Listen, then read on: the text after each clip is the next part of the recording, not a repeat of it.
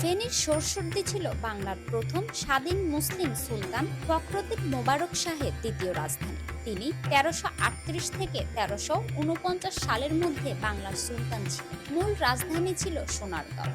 প্রশাসনের সুবিধার জন্য সোরসর্দির দ্বিতীয় রাজধানী স্থাপন করা হয়। আজ এই প্রাচীন শহরের স্মারক হিসেবে কেবল একটি শাহী মসজিদ টিকে আছে।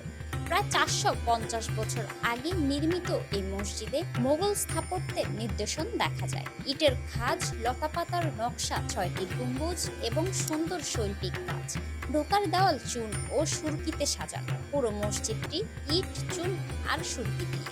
তবে রক্ষণাবেক্ষণে প্রত্নতত্ত্ব অধিদপ্তরের কার্যক্রম সীমিত। একমাত্র একটি নোটিশ ছাড়া কোনো তথ্য বা ইতিহাস সংরক্ষণ নেই। মসজিদটির নাম বা তার ঐতিহাসিক গুরুত্ব সর্বজনীনভাবে লিপিবদ্ধ নয়, যা এর সংরক্ষণ ও প্রচারের জন্য প্রয়োজনীয় পদক্ষেপের অভাব নির্দেশ করছে।